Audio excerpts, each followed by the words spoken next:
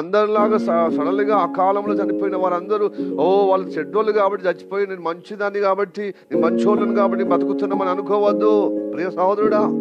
దైవ కృపను బట్టి నువ్వు బ్రతుకుతున్న వాళ్ళు ఆయుష్ అంతవరకు దేవుడు ఇచ్చాడు, కానీ వాళ్ళు చేసిన దోషమును బట్టి కాదు. అలాగైతే మొన్న హైదరాబాద్ నుంచి బెంగళూరుకు వెళ్ళేటువంటి స్లీపర్ కోచింగ్ ఉండే బస్సు అగ్నితో ఆహుతి అయిపోయింది కదా.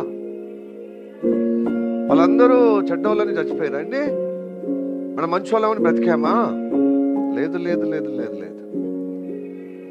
వాళ్ళు చెడ్డోళ్ళని చచ్చిపోయి నువ్వు ఇట్లా అనుకుంటే నువ్వు కూడా రేపు మార్పు లేకపోతే నువ్వు కూడా అట్లనే చచ్చిపోతావు. వాళ్ళు జన్మతో పాపంలో ఉన్నారు, కానీ వారి వారి యొక్క ప్రవర్తనలో నీతిమంతులు ఉన్నారండి.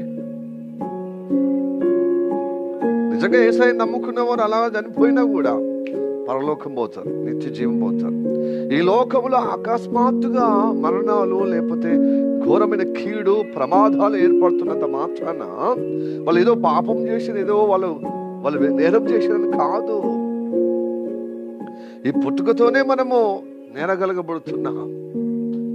ఆ పర్యవసనే దుష్టుడు ఏం చేస్తున్నాడు? వారి కబ్జాలో ఉన్న వారిని చంపేస్తున్నాడు.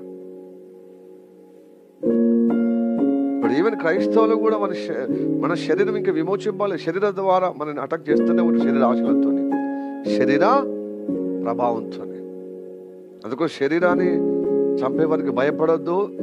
శరీరం ఆత్మను నశింపజేసి ఆ దేవుడికే భయపడమంటున్నాడు. ఆయన మాట వినమంటున్నాడు. ప్రైజ్ ది లార్డ్, హల్లెలూయా. ప్రియ దేవుడిలారా, దేవుడిని నమ్ముకోవడము నిత్య జీవం. అంతే, మతం మార్చడం కాదా, నీ వైఖరిని, నీ జీవిత వైఖరిని మార్చడం, నీ పాపిష్ట లైఫ్ను మార్చడం.